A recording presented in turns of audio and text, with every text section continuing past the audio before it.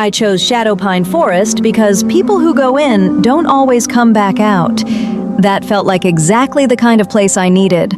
I was wrong about what was waiting in there. I thought the worst thing that could happen was dying alone in the dark.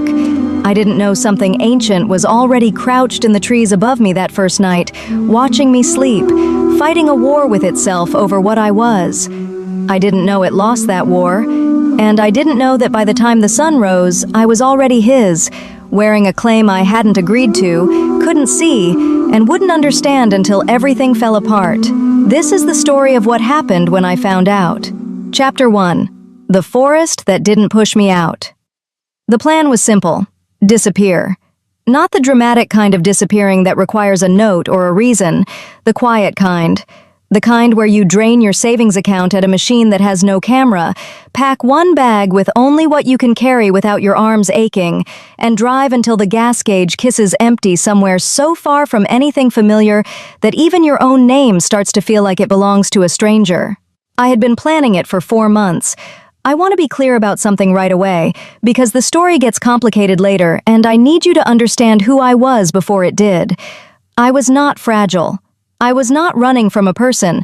I was not a woman who needed saving. I was a woman who had spent 28 years feeling like she was living someone else's life, in someone else's skin, in a world that never quite fit around her the way it seemed to fit around everyone else. And I had finally decided to stop pretending otherwise. I left on a Tuesday. Nobody noticed until Thursday. The forest was not an accident. I had researched it. Shadow Pine, 11,000 acres of old-growth wilderness in a part of the state that the highway system seemed to have deliberately avoided. The nearest town was a place called Haller Creek, population 400 and dropping, 30 miles from the forest's eastern edge. There were warnings on 3 different hiking websites.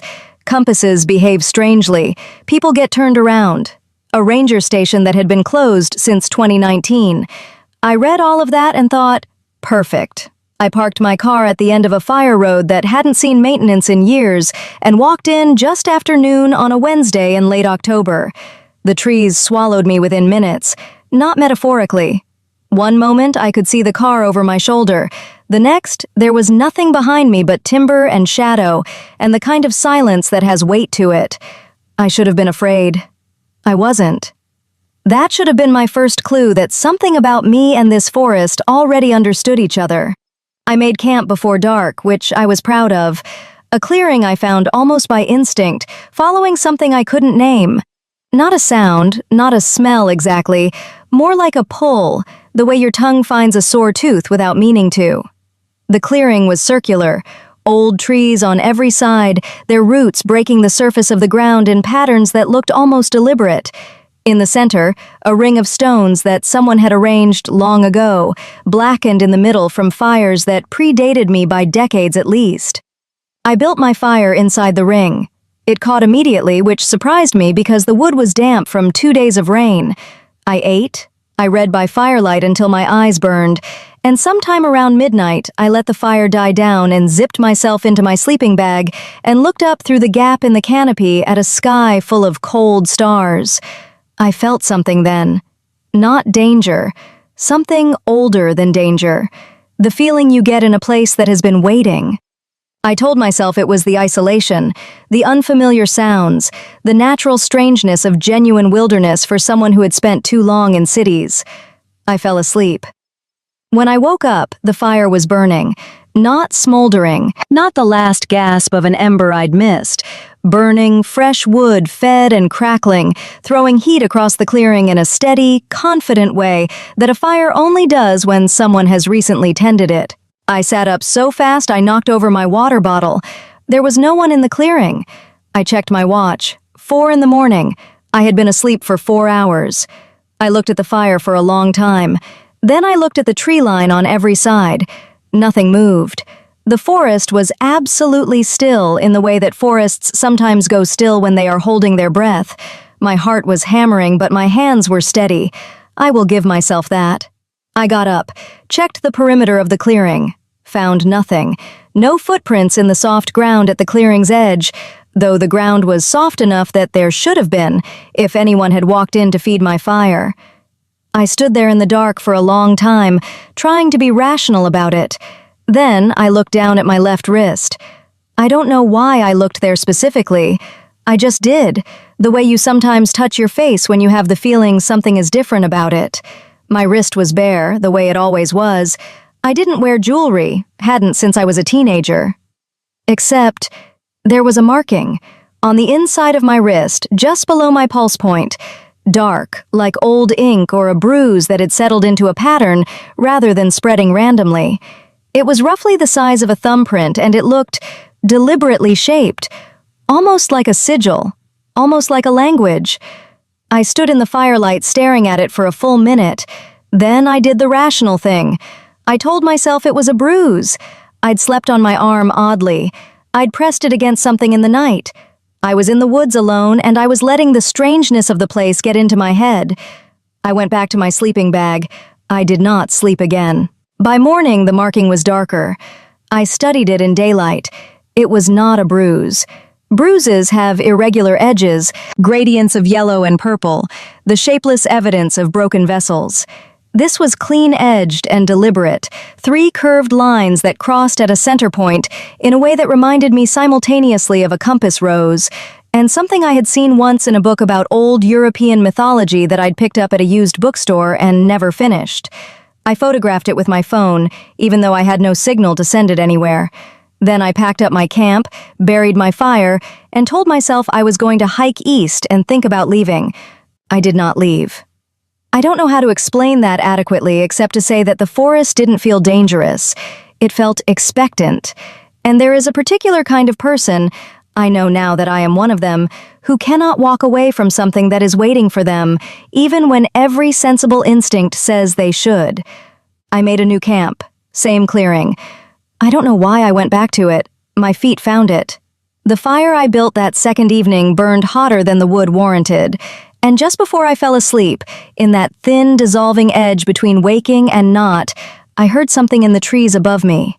Not a branch settling, not a bird, something breathing, something large and patient and absolutely still. I opened my eyes, looked up into the canopy where the branches crossed against a half-moon sky. 2 points of light looked back at me. Gold, steady, not reflecting the fire, generating their own light from somewhere deeper than reflection goes. I stared. They stared back. And then, I cannot explain this, and I have stopped trying, I stopped being afraid. Completely. Like a switch had been found and thrown. My heart slowed. My muscles released tension I hadn't known I was holding. I fell asleep looking up at those golden eyes. When I woke, they were gone. But the fire was burning again. And on the ground beside my sleeping bag, placed with a neatness that made my stomach turn over, was a single stem of something I didn't recognize. Small white flowers, delicate as breath, that smelled like pine resin, and something warmer underneath. Something almost human. I picked it up. My marked wrist pulsed once, warm, like a second heartbeat. I sat with that flower in my hand for a long time in the early morning silence of Shadowpine Forest, and I thought, something here knows me. The thought should have sent me running. Instead, I put the flower in the front pocket of my jacket, closest to my chest, and started making breakfast. 3 days later, I would learn his name. 3 days after that, I would learn what he had done.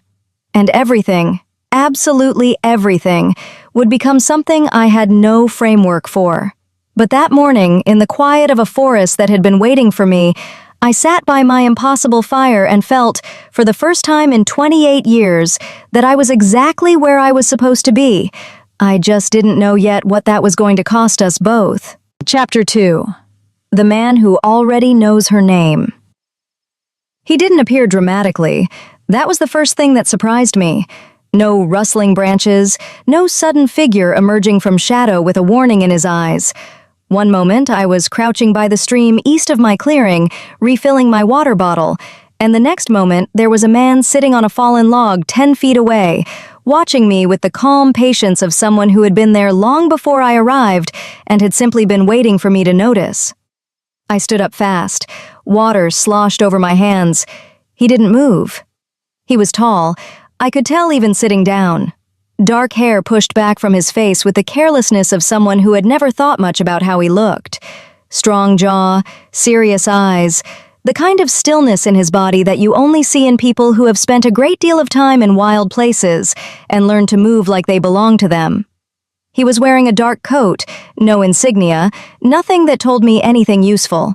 His eyes were gold, not amber, not hazel, gold, like the points of light I had seen in the canopy 2 nights running. My brain made the connection and my mouth went dry. "You stayed longer than I expected," he said. His voice was even, not threatening, not warm, observational, the way you'd comment on weather. I found my own voice faster than I thought I would. "You've been watching me." "Yes." No apology, no explanation offered, just the flat acknowledgement of someone who didn't consider deception worth the effort.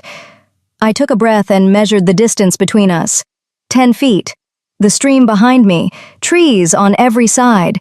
My pack was back at camp, 50 yards west, with the small knife I'd brought for utility rather than defense. "Why?" I said. He looked at me for a moment before answering, and there was something in that pause, something careful, like a man choosing words across a minefield. "You're on private land," he said finally. "This entire forest. My family has held it for 3 centuries. When someone enters, I know." "There are no signs." "There are wards," he said. "Most people feel them and turn around without understanding why. You walked through them like they weren't there." I looked at him steadily. "And that's unusual." "In my experience," he said, "it's never happened before." The word never sat between us with more weight than it should have. "I'll leave," I said, because it seemed like the thing to say. "I'm not asking you to leave." "Then what are you asking?" He stood then, and I was right. He was tall, several inches over 6 feet, and he moved with the same quality the forest had, like he belonged to it, or it to him. He took 2 steps toward me and stopped, keeping a distance that was deliberate and respectful, and he looked at me the way you look at something you have been trying to solve for a long time. "I'm asking your name," he said.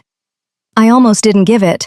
Old habit, the instinct to keep something back, to give away as little as possible to strangers. But something about the directness of his gaze made the instinct feel unnecessary.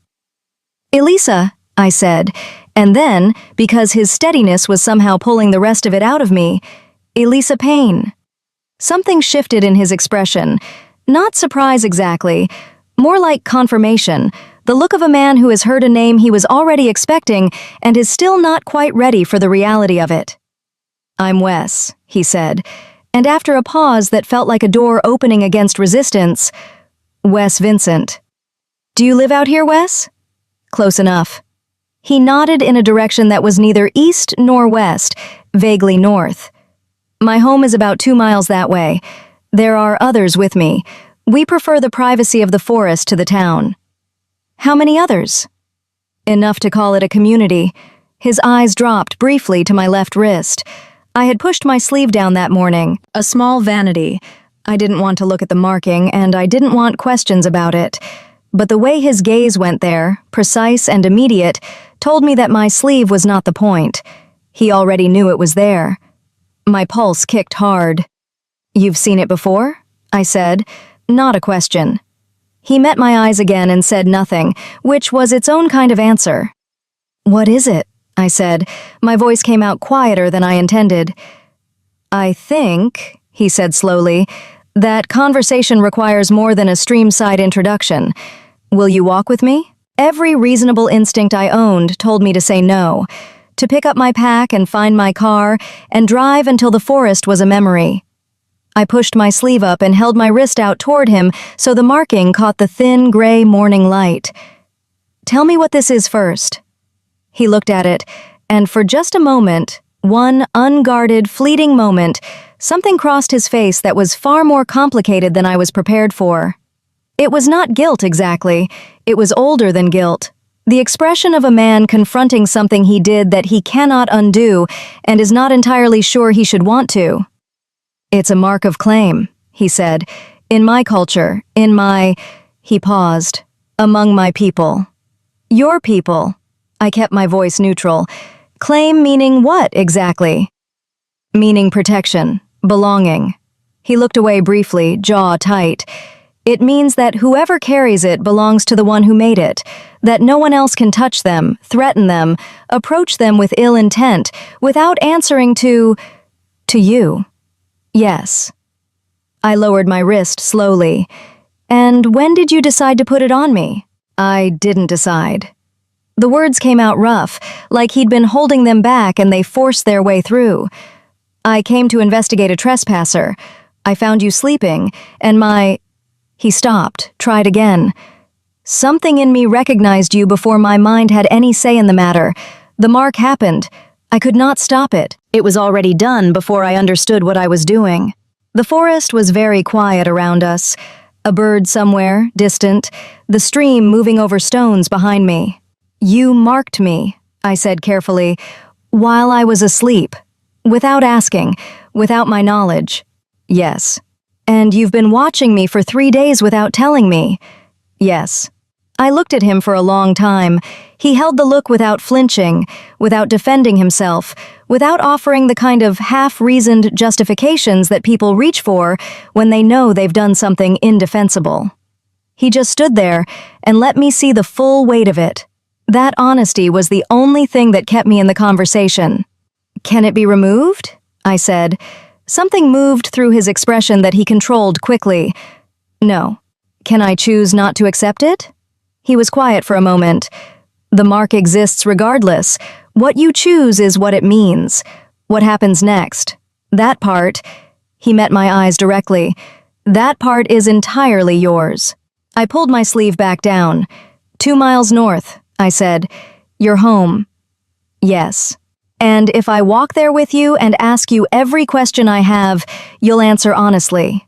I'll answer everything, he said. I should have answered before I let 3 days pass. He exhaled slowly. That was wrong of me. I was trying to find the right words and I ran out of time to choose them carefully. I picked up my water bottle, capped it, clipped it to my pack strap.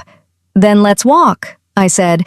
And Wes, if I decide at any point that I want to leave, you let me leave. Immediately, he said, without argument. I nodded once. We started walking north through Shadow Pine, the Alpha King and the woman he had marked in her sleep, both of us stepping toward a conversation that was going to change everything. Neither of us spoke for the first quarter mile. The forest watched us go. Chapter 3. He did it while I was sleeping. The house was not what I expected. I had been building a picture in my mind during the 2-mile walk, something grand and fortress-like, the kind of structure that announces power before you're close enough to feel it. What I found instead was a house that had grown rather than been built. Stone and timber in the old style, multiple levels connected by covered walkways, everything oriented toward the forest rather than away from it. Like whoever designed it understood that the trees were not a backdrop, but a presence that deserved acknowledgement. Warm light in the windows despite the gray morning, wood smoke from 2 chimneys, the smell of coffee, which was so unexpectedly ordinary that it loosened something tight in my chest. People moved inside, shadows behind glass, several of them. How many? I asked again. In the house itself, 14. Wes said. In the wider territory, just over 300. I stopped walking. 300 people live in this forest. In and around it. Some in Haller Creek, some in settlements further north. He glanced at me. We're not hermits. We simply choose to remain separate from the broader world. There are reasons for that. I imagine there are. We stood at the edge of what would have been a front garden if anyone had planted it formally. Instead, it was a graduated softening of forest into clearing, moss and low fern giving way to flat stone paths, everything deliberate but nothing manicured. The front door opened before we reached it. The man who stepped out was shorter than Wes by several inches, broad through the shoulders, with sandy hair and sharp eyes that went to me immediately, and stayed there with an assessment so thorough it was almost clinical. He was maybe 35 in appearance, though something about his stillness suggested that appearance and age had long since parted ways. You brought her in, he said to Wes. Not an accusation, a statement that contained one. Blair, Wes said, a single word that managed to carry both greeting and warning. This is Elisa. She has questions. I'm going to answer them. Blair Holmes looked at me for another long moment. Then his eyes dropped to my wrist, the same way Wes's had at the stream, precise and knowing. The council is going to want to be present for that conversation, he said. The council can wait until she's had coffee, and I've said what needs saying privately first. Wes's voice was even, but the word privately had edges. She is a guest. Treat her accordingly. Blair stepped aside. The room Wes took me to was at the back of the house, small and plainly furnished. A table, 4 chairs, a window looking out into the trees, a fireplace that someone had recently fed.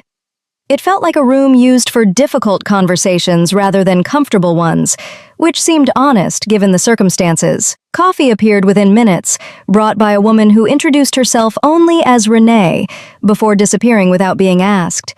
I wrapped both hands around the mug and waited.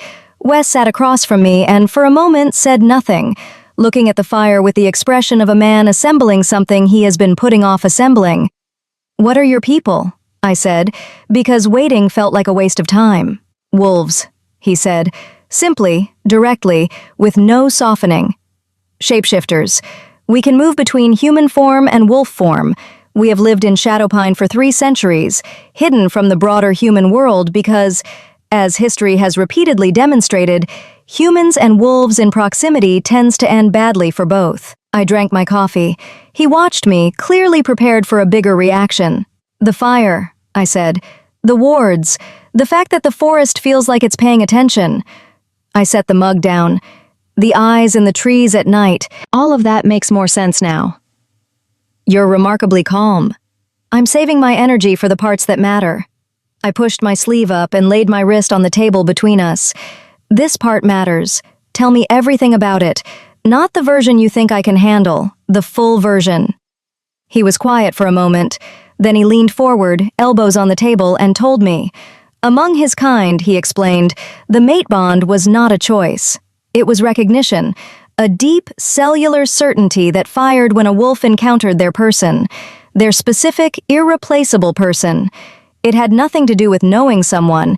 It operated below the level of reason, below the level of preference, rooted in something older than either. When he had come to the clearing that first night, following the evidence of an intruder who had somehow walked through 3 centuries of protective magic without triggering a single ward, he had not been expecting anything except a problem to resolve.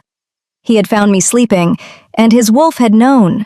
Not suspected, not hoped, known, with the totality of something that admits no argument. The mark was an alpha's claim. In their tradition, when an alpha recognized a mate, the mark could be pressed into existence through will alone, a release of the alpha's essence, ancient and involuntary as breathing. It required no physical contact. It asked no permission. It simply happened, because for 300 years of instinct, the question of permission had never been part of the architecture. "I felt it happening," he said, and his voice had changed, stripped back to something unvarnished. "I tried to stop it. By the time I understood what was occurring, it was already—" He stopped. "Done." "And the 3 days?" "The 3 days were me trying to find a way to tell you that didn't begin with, 'I have done something to you that cannot be undone, and I need you to understand it was not intentional, but I also cannot tell you I regret it because I don't fully know yet whether I do.'" I looked at him across the table. That's exactly how it should have begun. Something in his face shifted, not quite a smile, more the shadow of one, surprised into existence against his will. "You're angry," he said, significantly. I kept my voice level.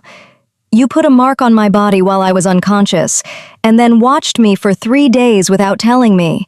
In any framework I know, that's a violation." "Yes," he said, "no qualification, no but. Just the flat acknowledgement, and the willingness to sit inside it without reaching for an exit. And you're telling me it can't be removed?" "It can't. So I carry this for the rest of my life regardless of what I decide." "Yes, but what it means, what it does, that is not fixed. The mark exists. The bond it represents only activates fully if you choose it. Without your choice, it's... He looked for the word. It's a door. It doesn't open unless you open it. And what's on the other side of the door? He met my eyes and answered without hesitation. Everything. Connection. Protection. A life I stopped believing was possible about 50 years ago. And if you choose not to open it, a marking on your wrist that causes you no harm but reminds us both, every day, of a mistake I made in the dark. The fire crackled between us. Somewhere in the house, voices moved through walls, the low current of a community going about its mourning. "You're old," I said. Not an insult, an observation. 73 years as alpha of this pack, he said. Before that, 30 years growing up in it. I stopped counting the total some time ago. And in all of that time, you never found your mate. I stopped believing I would. He looked at the fire. I had begun to think the bond was something that happened to other wolves, not to me. And then a strange woman walked into your forest, and your instincts made a unilateral decision. Yes. I was quiet for a moment. I need to ask you something, and I need you to answer it as honestly as you've answered everything else. Go ahead. If I had been awake when you found me, if I had been sitting at my fire instead of sleeping, would it have happened the same way? He thought about it seriously, which I appreciated. He didn't reach for the comfortable answer. The recognition would have happened the same way, he said at last, but I would have had time to stop it, to choose restraint over instinct. He looked at me directly. The sleeping was not the cause of the mark. The sleeping was the reason I failed to prevent it. That distinction doesn't change the outcome, but it's the truth of it. It doesn't change the outcome, I agreed, but it matters anyway. Yes, he said, it does. I pulled my sleeve back down and picked up my coffee. I'm not leaving today, I said. His expression didn't change, but something in his stillness changed quality, like a held breath. I'm not staying because of the mark, I continued. I'm staying because I walked into this forest on purpose looking for something I couldn't name, and I'm starting to think that whatever it was might be connected to whatever is happening here. I want to understand it before I make any decisions. That's... He stopped, collected himself. That's more than fair. There's one condition. Name it. Nothing else happens to my body, my choices, or my understanding of my own situation without my knowledge and consent. Not a conversation about me without me present. Not a decision that affects me made by your council, or your community, or your instincts without me in the room. Are we clear? Wes Vincent, Alpha King of Shadowpine, looked across the table at me with something in his gold eyes that I would not identify until much later and said, "Completely clear." I nodded once. "Then introduce me to your people," I said, "and tell Blair Holmes I'll see his council when I'm ready, not before." The shadow of that almost smile crossed his face again. "He's going to hate that," he said. "Good," I said. "It'll set the right tone." Chapter 4. What the Blood Remembers. Blair had gathered 7 people by the time Wes brought me into the main hall. They were seated along one side of a long table in a room that smelled of old wood and candle wax, arranged with the unconscious formality of people accustomed to making decisions together.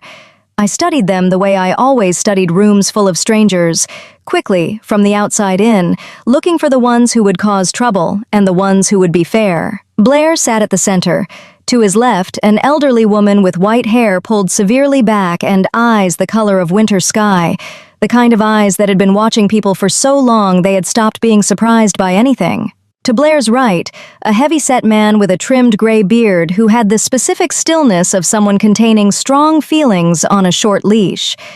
I pulled out the chair directly across from Blair and sat down before anyone invited me to. Several expressions shifted around the table. I noted which ones. "Elisa Payne," Blair said, like he was reading from a document. "You already know my name," I said. "Let's skip the part where you establish authority and get to the part where you tell me what you actually want to know." The elderly woman made a sound that might have been a laugh, quickly suppressed. Blair looked at Wes, who had taken a position to my right, slightly behind me, present but not hovering, close enough to intervene if needed. "We want to understand," Blair said carefully, "how you entered this territory." I walked. Through wards that have turned back every uninvited human for 300 years. I didn't feel any wards. Exactly. He leaned forward. That is precisely the problem, Miss Payne. You didn't feel them because they didn't engage, which means the forest recognized something in you that we do not yet understand. And given our history, he glanced at Wes briefly, given what is at stake for this community, we cannot simply accept your presence on faith. I'm not asking you to accept anything on faith, I said. I'm asking you to talk to me like I'm a person in the room, rather than a variable in an equation. The elderly woman spoke then. Her voice was unhurried and precise, the voice of someone who had learned long ago that volume was unnecessary when clarity would do. "My name is Dorothy," she said. "I am the oldest member of this council, and I have the fewest reasons to be diplomatic, so I will simply say what the rest of them are working toward." She folded her hands on the table. "We would like to test your blood." I looked at her. "Why?" "Because the only explanation for your passage through our wards is that you carry wolf heritage, dormant perhaps, buried deep, but present enough for the forest's magic to recognize its own." She held my gaze steadily. "A blood ritual would confirm or deny it within an hour. It is not painful. It requires only a few drops and a reader with sufficient skill." "And if it confirms it?" "Then several things become considerably less complicated," Dorothy said. "And if it denies it?" The silence around the table had a quality to it, an answer that no one wanted to be the one to give. It was Wes who gave it, from behind me, his voice quiet and even. "Then we have a harder conversation about what happens next." I turned the information over carefully. Around the table, 7 wolves watched me with varying degrees of concealed anxiety. "I'll agree to the blood test," I said, "but I want Dorothy to perform it, not anyone Blair selects, and I want the results explained to me directly, not filtered through anyone's interpretation first." Dorothy nodded once, the smallest possible acknowledgement that carried complete agreement. "One more thing." I looked down the table at Blair. "Whatever the results show, no decision about what it means for me gets made without me present." I was told that condition was understood. Blair's jaw tightened slightly. He looked at Wes. "It was," Wes said. "Final. No room for negotiation." Blair nodded. "Then let's get it done," I said. Dorothy took me to a smaller room on the ground floor while the others waited. A work table, shelves of things I didn't try to catalog, the smell of something herbal and old. She moved around the space with the unhurried efficiency of someone who had performed this ritual enough times that the steps lived in her hands rather than her memory. "Hold out your left hand," she said. I did. She produced a small, clean blade and made a cut across my palm, shallow and precise. I watched my blood well up, brighter than I expected in the low light.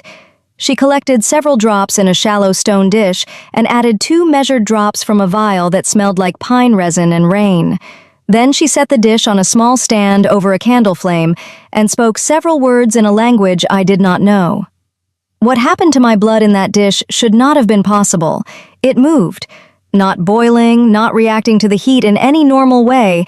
It moved with direction, the drops organizing themselves slowly into a pattern that Dorothy watched with an expression of total stillness. Then the color changed. Red first. Then, at the edges, something that was not red. Something that caught the candlelight differently, shifting through amber toward gold. Dorothy was very quiet for a long moment. "Well," she said finally, "tell me." She looked up. "You have wolf blood, that part we expected." She paused. "What we did not expect is the lineage." "What lineage?" Dorothy looked at me with the expression of someone choosing between 2 difficult paths through the same dark wood. 300 years ago, she said, this pack was founded by 2 wolves, a male who became our first alpha and a female who became our first Luna. They built what this community is, established the laws, the wards, the traditions. She looked back at the dish. The female's name was Mara. She had one daughter, late in life, who left the pack under circumstances that the records describe only as necessary. She went into the human world and did not return. She lifted her eyes back to mine. "The gold in your blood," Dorothy said quietly, "is the Luna line. Mara's line. You are not simply a human who happened to carry dormant wolf genes, Elisa. You are the direct descendant of this pack's founding Luna, the bloodline everyone assumed had ended 2 centuries ago." The candle flame was steady between us. I listened to what she was saying and felt something shift beneath my ribs. Not shock exactly, more like the sensation of a picture that has been hanging slightly crooked your whole life, being straightened for the first time. "Say it plainly," I said. "You belong to this pack by blood," Dorothy said. "Not by choice, not by the mark on your wrist, not by anything Wes did or didn't do. You were born belonging here. The forest knew it before any of us did." I sat with that for a moment. "The portrait," I said, because a thought was assembling itself. "Is there a portrait in this house of Mara?" Dorothy studied me. "There is. Dark hair, about my height, a particular way of holding herself like she was always ready to move." "How do you know that?" "I don't," I said. "I just described my grandmother." Dorothy brought me back to the main hall alone. I had asked her to give me 60 seconds in the corridor first, and she had understood without being told why. I used those 60 seconds to stand very still and breathe, and accept that everything I had believed about my life, my strangeness, my restlessness, my lifelong sense of not fitting inside my own existence, had just been handed a context. Then, I walked in. The room went quiet when it saw my face. I looked at Blair first. "Your ward didn't stop me because I'm not an outsider." I kept my voice level.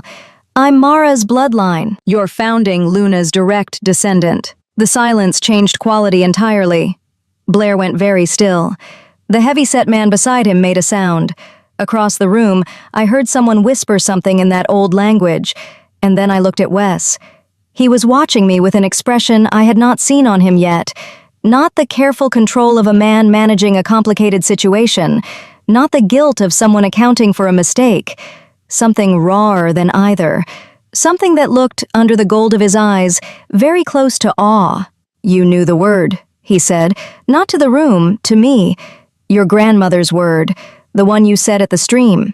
She used to say it when I had nightmares," I said. "She said it was a comfort word, something her mother had taught her." "It's the first word of the Luna's oath," Dorothy said from behind me. "Passed down through that bloodline as a lullaby, as a way of keeping the connection alive even in sleep." The room was absolutely silent. I turned back to the council and let them sit inside what had just been revealed. Let them feel the full weight of it before I spoke. "I want to understand what this means," I said. "All of it. The bloodline, the prophecy Dorothy mentioned before I came back in. Yes, I heard her say it through the wall, and no, I'm not bothered about that. And what the pack expects now that you know who I am." I looked at Blair directly. "But let me be clear about one thing before any of that conversation starts. I am not a symbol. I am not a solution to your problems, or a fulfillment of your prophecy, or a prize because of whose blood I carry." I let that land. I am a person who walked into this forest on her own 2 feet, looking for something she couldn't name. If I turn out to be connected to this place, that is something I will decide what to do with on my own terms and in my own time. The elderly woman Dorothy had a look on her face that I would come to recognize over the coming weeks, the look of someone watching something they had been waiting a very long time to see. Blair, to his credit, dipped his head. A fraction, but genuine. Wes said nothing, but when I glanced at him, his gold eyes were steady on mine, and in them was the clearest version yet of the thing I kept not quite naming. Pride. Not possession, not triumph. Pride. Like watching someone do something exactly right. I filed that away and turned back to the council. "Tell me about the prophecy," I said. "All of it, from the beginning." Chapter 5. The Thing About Prophecies. The prophecy was not written down. That was the first thing that surprised me. 3 centuries of pack history, meticulously recorded in leather-bound volumes that lined an entire wall of the library I had glimpsed on the way to the council room, and the single most significant piece of their tradition existed only in memory. Passed from elder to elder, spoken never written, because the founding Luna had believed that a prophecy committed to paper became a cage, while a prophecy carried in a living mind remained a question. Dorothy recited it from memory, standing at the head of the table while the council listened with the particular stillness of people hearing something familiar in an entirely new way.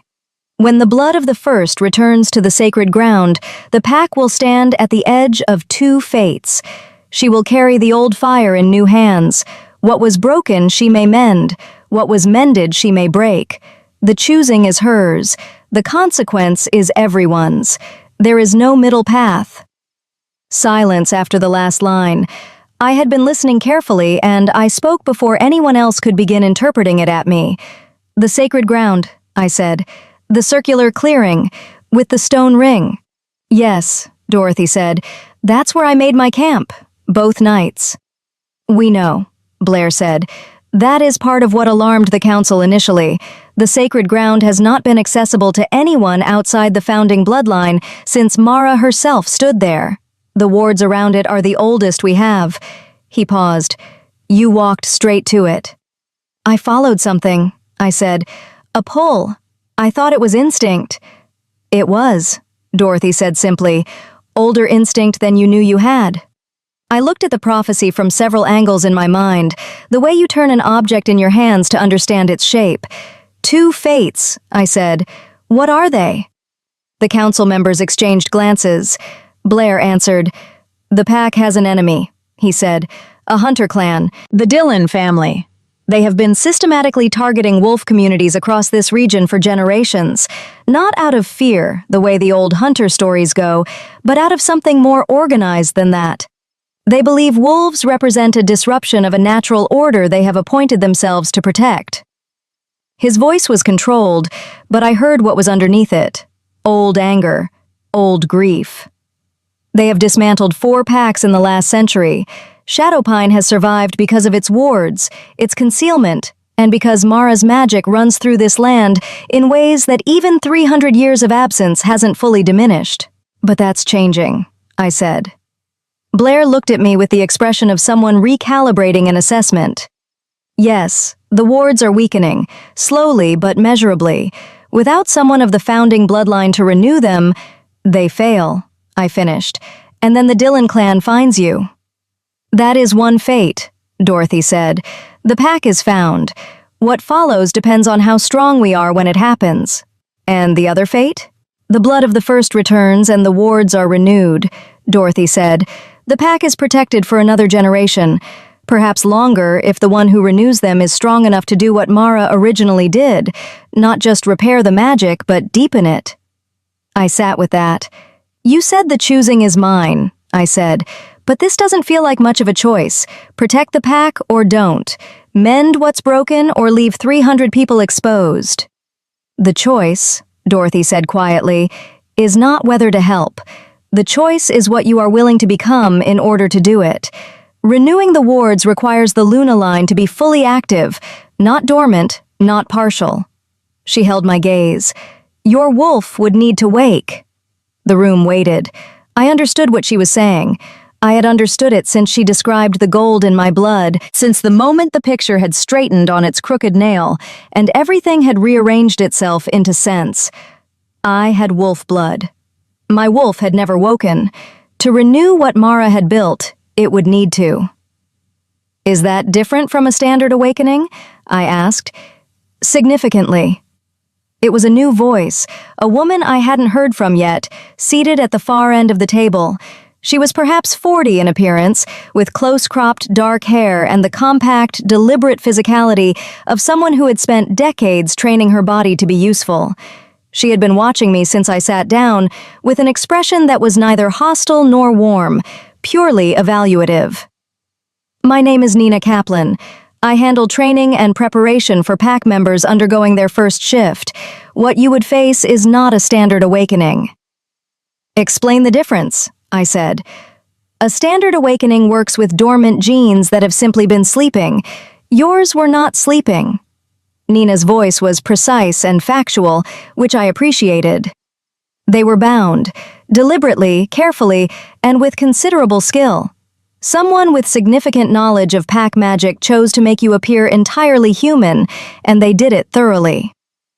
My grandmother, I said, almost certainly, which means the process of waking your wolf isn't gentle activation, it's dismantling a protection that was built with love and considerable power. Your body will resist. Your wolf will resist at first because it has been conditioned for 28 years to stay dormant. She paused. The pain of a standard awakening is significant. What you would experience is worse, I said, considerably. I looked at the table for a moment. Why would my grandmother bind it? What was she protecting me from? The question dropped into the room, and the quality of the silence changed. Blair and Dorothy exchanged a look that lasted half a second too long. That, Dorothy said carefully, is connected to the second part of what we need to tell you. And it is. She paused.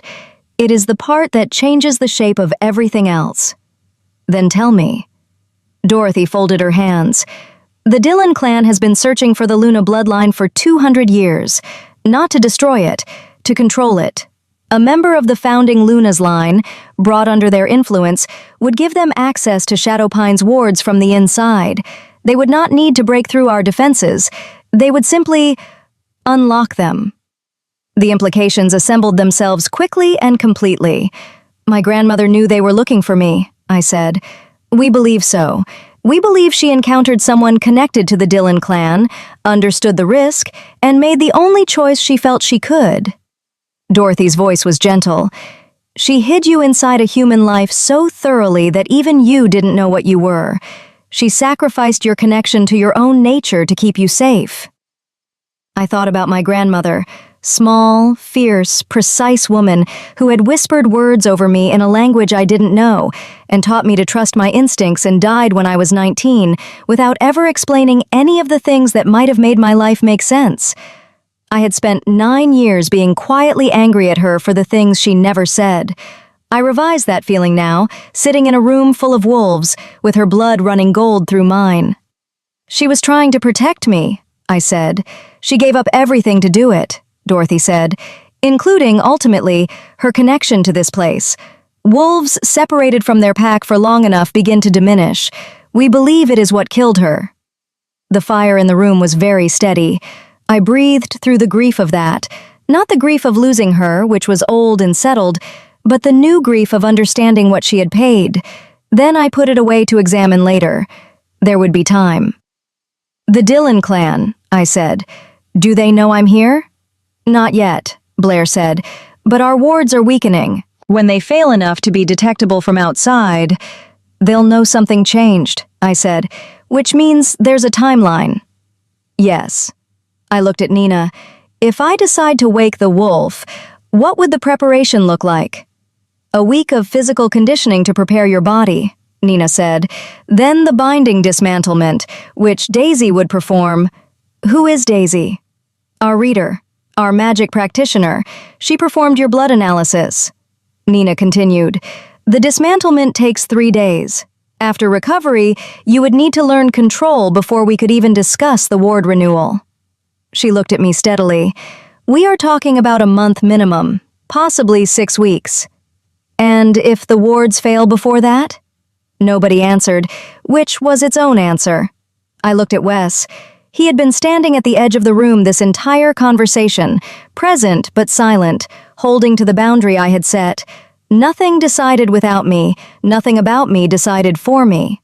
His expression was careful and still, but his eyes were on mine, and in them I could read the thing he was not saying. This is your choice. I will not push it. I have a question, I said, addressing the whole room, and I want honest answers, not diplomatic ones. Nods around the table. If I were an ordinary person with no bloodline connection and no prophecy attached to my name, just a human woman Wes brought in from the forest, would this council still be sitting here asking things of me? Or would you have sent me home? The silence lasted 3 full seconds. It was Blair, surprisingly, who answered. "We would have sent you home," he said. "With your memory of this place removed and your safety ensured, yes. So the reason I'm being offered a choice rather than an exit is because you need something from me." "Yes," Blair said.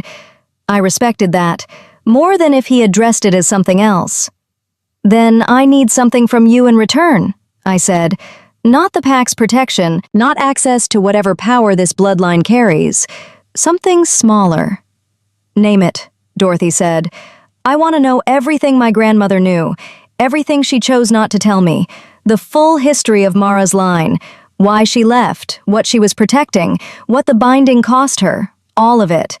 Before I make any decision about waking my wolf or renewing your wards or anything else." I looked around the table. "I want my own history, given to me completely, because I've been living inside a story I didn't know was mine, and I'm done with that." Dorothy looked at me for a long moment. "That," she said, "is the most Luna thing anyone has said in this room in 200 years. Is that a yes?" "That is a yes," she said. "Come to the library after dinner. I will tell you everything." I nodded and stood. "One more thing," I said, and looked at Blair directly. "The council doesn't decide what I become. I decide what I become. If the wolf wakes, it will be because I chose it. If the wards are renewed, it will be because I chose that too." I held his gaze. "Are we clear on that?" Blair looked at me for a long moment. Then something in his face shifted. Not warmth exactly, but the beginning of respect. The kind that doesn't come from liking someone, but from recognizing that they are not going to be moved by pressure. "Clear," he said. I left the council room. Behind me, through the closed door, I heard Dorothy say something in the old language to the room. I didn't know the words yet. I would learn them later. They translated roughly to, "She is exactly what we needed and nothing like what we expected." I would have considered that a reasonable summary. Chapter 6. What she was hidden from. Dorothy kept her word. After dinner, a meal in a dining hall loud with conversation that quieted noticeably when I entered and resumed gradually as the pack decided I was not, apparently, an immediate threat. She took me to the library and closed the door and told me everything. It took 3 hours. I will give you the shape of it here, the way I absorbed it that night, sitting across from an ancient woman in a room full of books, while the forest pressed its dark weight against the windows. Mara had not left willingly. That was the first correction to the official history, and Dorothy delivered it without softening.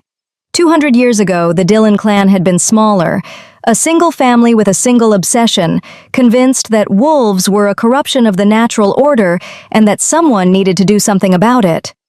They had learned about Shadowpine through a wolf who had been captured and had spoken under duress of things he should not have spoken of. They had learned about the wards, and they had learned specifically about the Luna line, that the founding female's blood was woven into Shadowpine's defenses so completely that without her descendants, the protections would eventually fail. They had not come to destroy Mara, they had come to take her daughter. The daughter was 4 years old. Her name was small and private, and Dorothy spoke it once and did not repeat it, which I understood was a courtesy extended to the dead. The Dillon clan had believed, correctly it turned out, that a child of the Luna line raised in their household, shaped by their values, loyal to their cause, would grow up to be the key they needed to open Shadowpine from the inside. Mara had understood this within hours of the first approach. She had done the only thing she could think of that would make her daughter genuinely, completely, undetectably safe. She had severed the child's connection to her own nature so thoroughly that no wolf, no reader, no hunter with a blood test would find anything supernatural in her veins. She had taken the wolf that lived in her daughter and folded it so deeply inside human DNA that it became invisible even to itself. Then she had sent her daughter into the human world with a woman she trusted, a human woman, no wolf blood, no detectable connection to Shadowpine, and she had never seen her again. She stayed, I said. Mara stayed here, knowing they would come for her instead. She stayed to protect the pack, Dorothy said, and because leaving would have meant the wards fell immediately, she chose to keep them standing for as long as she could, knowing it would cost her. She paused. The Dillon clan came twice more. Each time she drove them back. The third time, she had grown too weak from the separation to fight effectively. She died defending the eastern border. Alone. I sat with that for a moment. And the daughter? Survived. Had children of her own. The line continued, each generation more human than the last, the binding Mara placed becoming more settled, more invisible with time. Dorothy looked at me. Your grandmother was 3 generations from Mara. Enough wolf in her blood to sense things, to know things, but not enough to shift. She encountered someone connected to the Dillon clan when your mother was pregnant with you. She recognized the danger, and she did what Mara had done. She bound me, I said. She reinforced the original binding and added her own.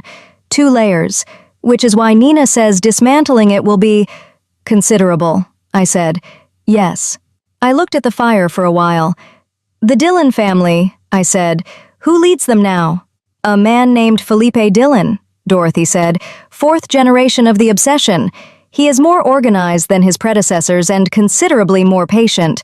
He has been watching the edges of Shadowpine's territory for 3 years, waiting for signs of the ward deterioration. Has he found them? We believe so. Our scouts have reported sightings twice in the last 6 months. He has not approached yet, which suggests he is still gathering information. Dorothy held my gaze. Or waiting for something specific. Waiting to see if the bloodline surfaces, I said. That is our concern, yes. I stood and walked to the window. Outside, the forest was dark and enormous, the trees barely visible against a sky thick with cloud. Somewhere out there, the wards Mara had built with her own life were wearing thin. Somewhere beyond the tree line, a patient man was watching for the moment they gave way. And somewhere inside me, folded so deeply I had lived 28 years without knowing it was there, a wolf was sleeping under 2 layers of a dead woman's love. Dorothy, I said, the binding my grandmother placed, was it painful for her? To do it? A pause. Profoundly. Separating a wolf from its nature is... Dorothy chose her words carefully. It is an act of tremendous violence against something that does not want to be separated. To do it to someone you love, to do it to a child, would have cost her something she never recovered. I thought about my grandmother again. The nightmares I'd had as a child that she had soothed with a word she wouldn't explain.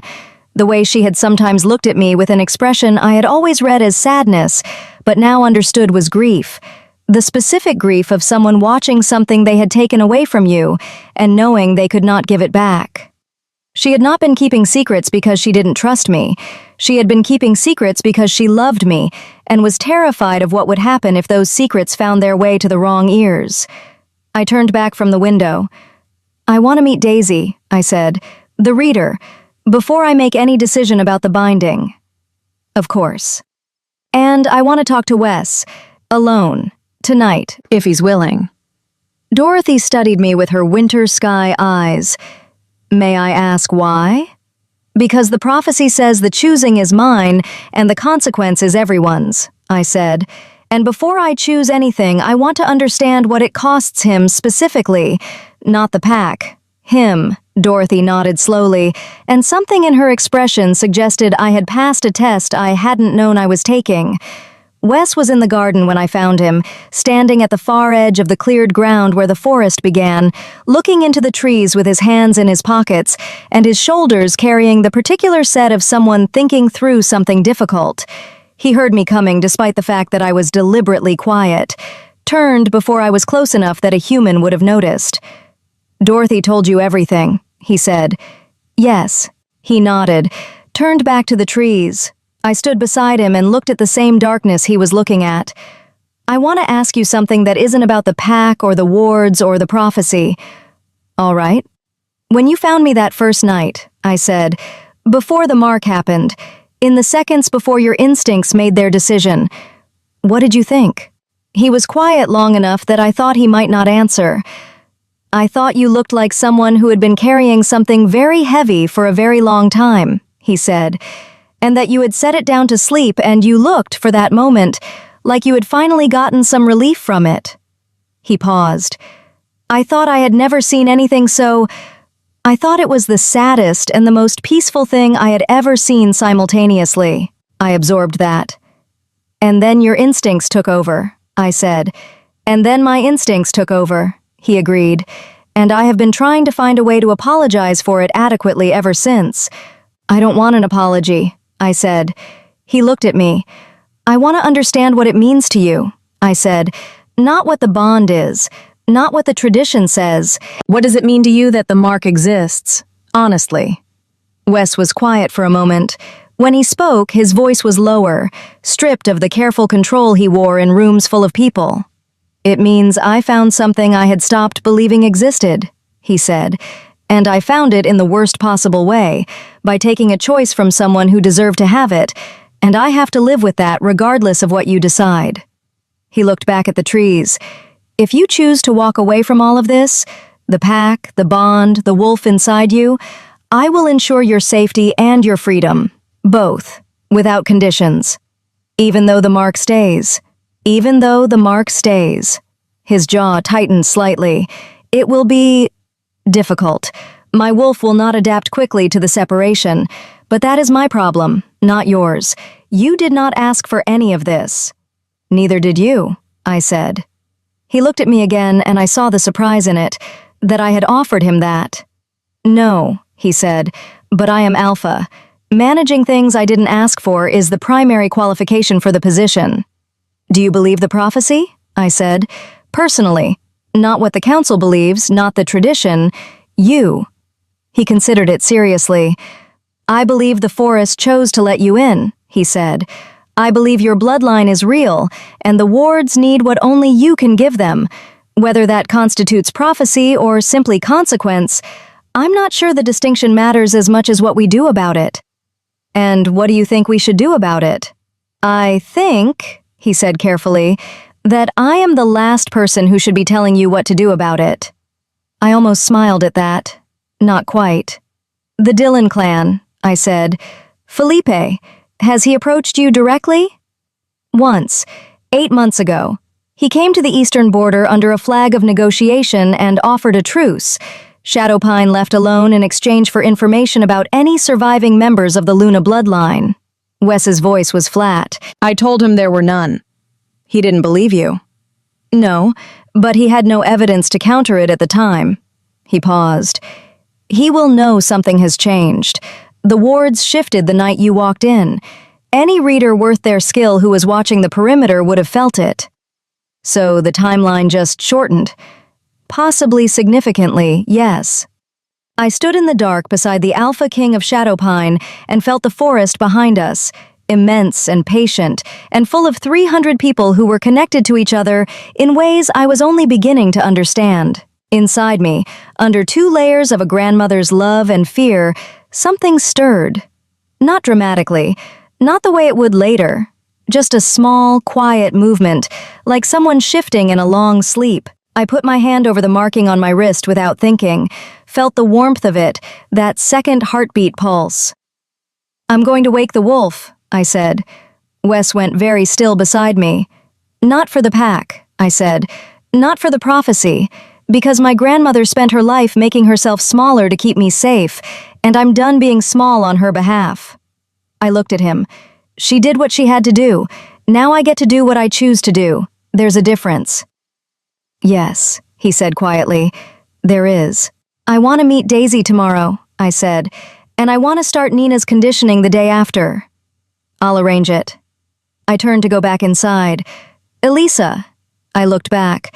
Wes was watching me with those gold eyes steady in the dark, and his expression was the open, unguarded version, the one that didn't appear in council rooms or complicated conversations. Just the man underneath the alpha. Just someone who had waited a very long time for something, and was only now beginning to believe it might be real. "Thank you," he said, "for staying." "Thank the forest," I said. "It's the one that wanted me here." But I was almost smiling when I went inside. Chapter 7. Breaking the Binding. Daisy was not what I expected. I have been building a picture from the context clues. A reader, a practitioner, someone old enough and skilled enough to have performed the blood ritual and interpreted what it showed. I had expected someone like Dorothy, measured, ancient, formal. Daisy Friedman was 30 in appearance, small and quick-moving, with bright eyes that assessed everything in a room simultaneously, and a manner that was closer to a scientist than a mystic. She met me in a workroom on the second floor the morning after my conversation with Wes, and shook my hand with a firm, dry grip before gesturing me to a chair and sitting across from me with a notebook already open. "I've been reviewing the blood analysis," she said without preamble, "and I want to be direct with you before we discuss the dismantlement." "Please," I said. "2 bindings. Your grandmother's is the outer layer. Stronger in some ways because it was placed with full knowledge of what she was doing and considerable skill. Mara's original binding is underneath, older, more settled, woven into your baseline DNA so thoroughly that your body has built itself around it." She tapped her pen against the notebook. "Dismantling the outer layer first will be painful. Your grandmother's work will resist because it was designed to protect you, and protection spells do not distinguish between the threats they were built to guard against and the person they're protecting choosing to remove them. It will read my choice to wake the wolf as a threat," I said. "Essentially, yes. Your own body will fight the process for the first day." She looked at me steadily. "After the outer binding breaks, there will be a window, several hours where only Mara's original binding remains. That layer is older and less aggressive, but it will react to what's already happening and try to compensate." She paused. "That second stage is where the real risk lives." "Define risk." "Your wolf has been dormant under 2 bindings for 28 years. When both layers come down, she won't emerge gradually. She'll come up fast and hard, like pressure releasing from a sealed space." Daisy held my gaze. "If your mind isn't strong enough to receive that without fragmenting, you could lose coherence, temporarily or otherwise." I sat with that word, otherwise. "Has it happened before?" I asked. "Someone losing coherence permanently during a dismantlement?" "Not a dismantlement specifically," Daisy said. "But during forced awakenings, yes. Twice in our recorded history." She did not look away from me. "I'm not telling you this to frighten you out of the decision. I'm telling you because you asked me to be direct and because you deserve the full picture." "What's the preparation that reduces the risk?" "Mental conditioning. Every evening this week with Dorothy, who is better at the consciousness anchoring work than I am. Physical conditioning with Nina to give your body the best possible chance of handling the shift when it comes." She paused. "And one other thing." "Tell me." "An anchor," she said. "Someone whose presence you can hold on to mentally during the second stage, when your human consciousness is at its most vulnerable. The wolf coming up fast will try to push your human mind aside.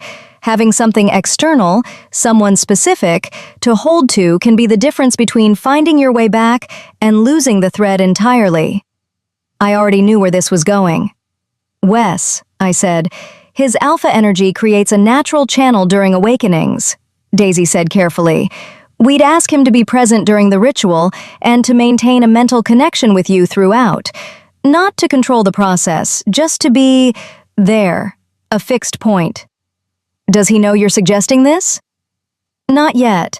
I wanted to ask you first." I appreciated that more than I said. "Tell him. If he's willing—" "Yes." Daisy nodded and wrote something in her notebook. 1 week of preparation, then 3 days for the dismantlement itself. She looked up. "The first day will be the hardest. The second day will be worse. The third day, if everything goes correctly, you shift for the first time. And if something goes wrong on the third day?" "Then we manage it together," Daisy said. "I will be there for all 3 days. Dorothy will be there. Wes will be there." She closed her notebook. "You won't be alone in it." "I know," I said, and I meant it, which still surprised me a little.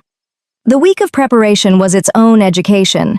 Nina ran me through conditioning sessions every morning that started before dawn and ended when my body had genuinely reached its limit rather than the limit I thought I had. She was exacting and unsentimental, and occasionally almost funny in the dry, accidental way of people who have no interest in being funny. By day 3, I could feel the difference in my own body. Not strength exactly, more like a responsiveness, like the physical structure of me was being reminded of what it was built to do. In the evenings, Dorothy taught me to find what she called the center, the part of human consciousness that remains constant regardless of what surrounds it, the part that knows it is itself even when everything else is in motion. We sat across from each other in the library, and she guided me through exercises that felt strange at first, and then gradually felt like the most natural thing I had ever done. "You have a very strong center," Dorothy told me on the 4th evening, with a matter-of-fact approval that meant more than effusive praise would have. "Some people spend years finding it. You've been living in it your whole life without knowing that's what it was." "Is that why I was calm when Wes told me about the mark?" I asked. "Partly, and partly because your wolf has been close to the surface for years without breaking through. You've been living with that pressure so long that genuine shock requires more than most things can provide." She looked at me with her winter sky eyes. "You felt different your whole life, didn't you? Like the world was slightly misaligned with what you knew yourself to be." "Yes," I said. "That was the binding," Dorothy said. "Not you. Never you." I held that for a moment, and then carefully put it where it belonged.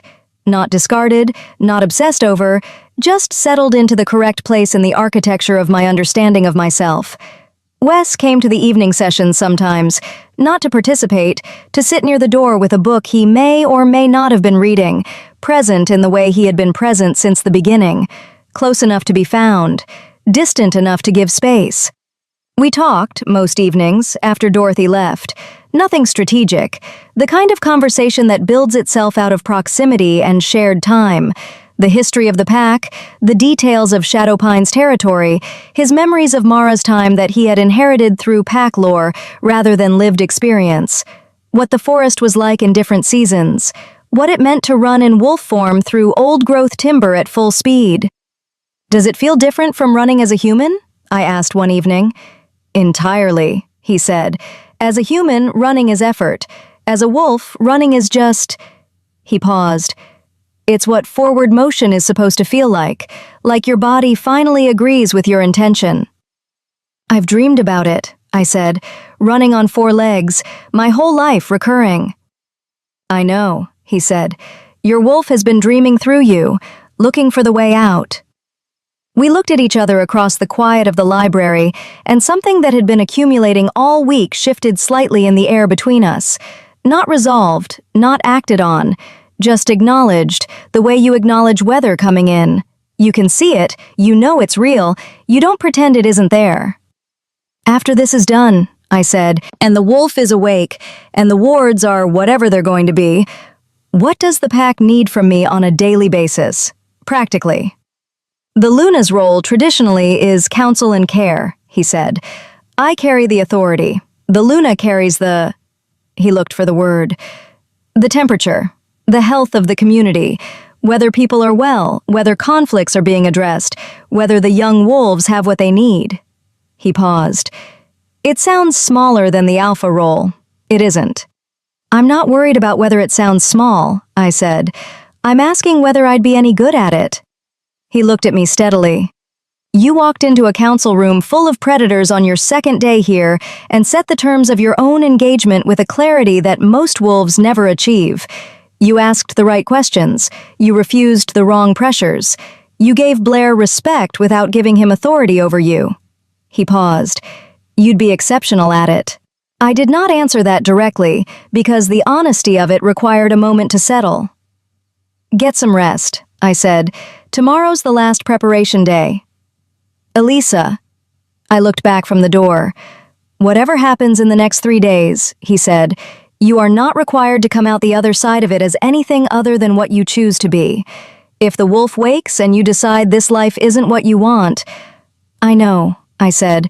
"You've told me." "I'm telling you again," he said, "because the binding breaking will feel enormous, and enormous things have a way of feeling like inevitability. They're not. You still get to choose." I looked at him for a moment. "Wes," I said, "I walked into this forest on purpose. I've been walking toward this my whole life without knowing it." I held his gaze. "I'm not going to come out the other side and walk away." I left before he could answer, but I heard him exhale. The ritual chamber was below the house, carved from the living stone of the hillside, older than the house above it. Daisy had prepared it over 2 days, symbols traced in salt and ash, candles at positions I now recognized as the cardinal anchors of pack magic, herbs I couldn't name bundled and burning in shallow dishes that filled the air with something resinous and sharp. Dorothy was there. Nina stood near the wall. Wes sat at the head of the pallet where I lay down, close enough that I could feel the warmth of his presence, his hand resting near mine without touching. "Ready?" Daisy asked. "Yes," I said. She began. The outer binding came apart like something that had been waiting to. My grandmother's work, precise and loving and agonizing, unraveled in waves that felt like fire running through every nerve simultaneously. I held my center, Dorothy's center, the fixed constant that knew itself, and breathed through it and did not scream, though it cost me considerably. Wes's hand closed around mine and I held on. The second binding was different, older, deeper, woven into the structure of me so fundamentally that when it broke it didn't feel like fire. It felt like a door I had been pressing against my whole life, without knowing I was pressing, suddenly giving way. And the wolf came up, fast and enormous and completely, perfectly real. She did not push me aside. She rose through me like a tide rising through rock, finding every crack, filling every space, and then settling, and in the settling I discovered that she was not separate from me at all. She was the part of me that had been folded and hidden and dreaming. She was the thing I had always almost been. The shift happened before I fully understood it was happening. One moment I was lying on the pallet in human form, holding Wes's hand. The next I was on 4 paws on the stone floor, and the world had become an entirely different place. Every sense multiplied beyond what language can adequately carry. The smell of the candles, of the stone, of Dorothy's age and Daisy's concentration, and Nina's guarded hope. And underneath all of it, Wes. Pine and deep earth and something electric that my wolf knew before the rest of me caught up. She turned toward him. He had shifted too, the great black wolf filling the far side of the chamber, gold eyes steady on mine. My wolf looked at him and felt, with a totality that required no argument, there. Not mine in the possessive sense, there in the sense of fixed point, true north, the thing the compass has always been turning toward. I held my center, held myself, inside the enormity of it. And then, with a deliberateness that Daisy would later tell Wes she had never seen in a first shift, I sat down. Not submission, not confusion, just a wolf who knew where she was and had decided to be still for a moment and take it in. Daisy made a sound that might have been relief or wonder or both. "Welcome back," Dorothy said softly, to the wolf and the woman both. Chapter 8. The Real Trials. I spent 2 days learning to be a wolf, not learning in the way you learn a skill, more the way you learn a language you spoke in early childhood and then forgot. The knowledge was already there. My body already understood the grammar of 4 legs and sharpened senses, and the particular intelligence of moving through forest as something that belonged to it rather than passing through it. What needed practice was the translation, getting my human intention and my wolf's instinct to agree on the same sentence at the same time. Nina was merciless and excellent. She ran me through shifting exercises, human to wolf, wolf to human, partial shifts that required holding a specific form while the rest of the body remained unchanged, until the transitions became fluid rather than effortful. She taught me to fight in wolf form with the same systematic precision she had applied to human combat, and discovered quickly that my wolf had opinions about fighting techniques that were occasionally better than the ones Nina was trying to teach her. "Stop letting your instincts override the drill," Nina said on the second afternoon, after I had abandoned her prescribed defensive sequence in favor of something faster and lower that had nonetheless worked. "My instincts were right," I said. "Your instincts were right this time," Nina said.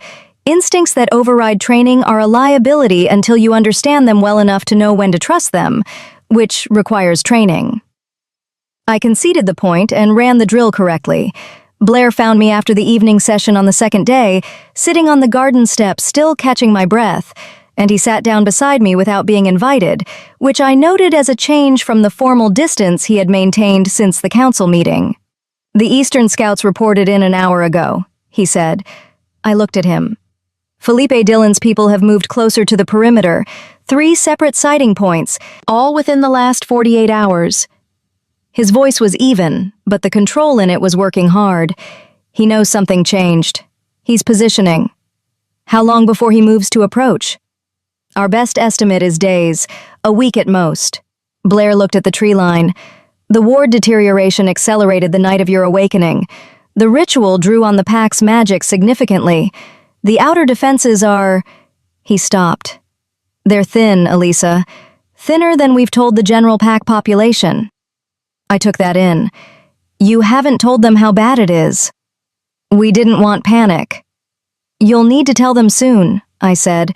"A pack that doesn't know the real shape of its danger can't prepare for it properly. That's not protection, that's control." Blair was quiet for a moment. "You sound like Wes." "Does Wes know how thin the wards are?" "Yes." "Then you both know I'm right, and you're waiting for the right moment." I looked at him. "The right moment is now, before Philippe moves, not after." Blair studied me with his sharp, assessing eyes. "The trials," he said, "traditionally they take place over several days, with preparation between each one. We don't have several days." "No," he paused. "The council discussed it this morning.